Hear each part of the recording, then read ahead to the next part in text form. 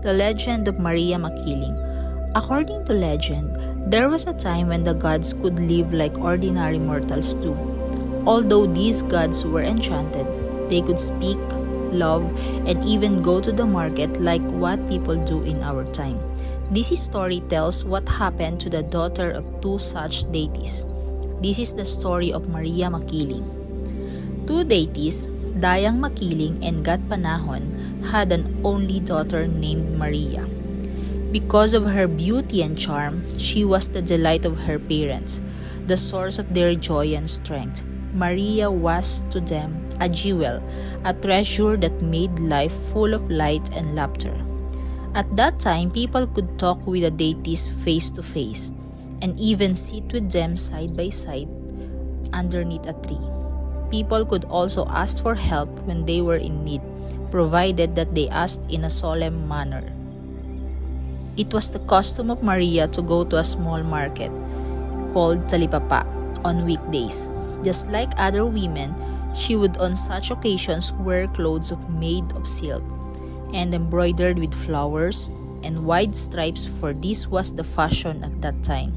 Maria had long, black, abundant hair which she usually decorated with pomelo flowers. When she went to the market, her flowing hair would touch her ankles. As she passed along, gallant men would bow their heads to signify their respect. When Maria went to the market, she was always accompanied by two aitas, who served as her servants. These two servants stayed close behind Maria, and they both carried a basket, each that was full of golden ginger. These golden ginger Maria would barter for such items needed for the home. There was no money at that time, and instead of buying, people bartered and exchanged their goods for the things that they needed. On a market day, the residents of the area were not the only ones who would go to the Talipapa. Merchants and people from neighboring towns would also go to the market.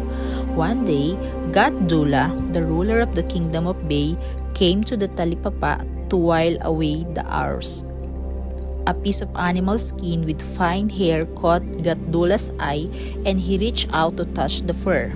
At the same moment, Maria was also reaching towards the same piece of animal skin, and their shoulders accidentally touched. Their eyes met, and God Dula bowed his head as a sign of respect and apology. And Maria responded with a shy smile as they parted from each other's company. Since that first encounter, God Dula often visited the Talipapa, but he was not able to see Maria during these visits. One day, he saw Maria at the very place where they first met.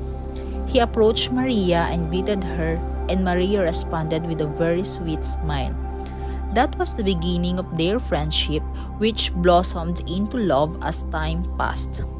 The love affair between God Dula and Maria came to be known to God Panahon, Maria's father. God Panahon was angry. Even Dayang Makiling, Maria's mother, was distressed that her only daughter was in love with a mortal. Maria was then forbidden to go down to earth. Her parents even took away from Maria the power of enchantment, which enabled a deity to look and act like an ordinary mortal. But even though Maria and God Dula could no longer meet physically, their love endured. Maria continued to watch over God Dula. During a battle with the army of Lakan Bunto, the ruler of a neighboring kingdom who invaded the kingdom of Bay, God Dula did not suffer a single wound due to the support of Maria's enchantment. Unfortunately, God Dula's inability to see Maria caused him to fall ill and die. Maria implored the gods to give her the soul of God Dula, and her request was granted.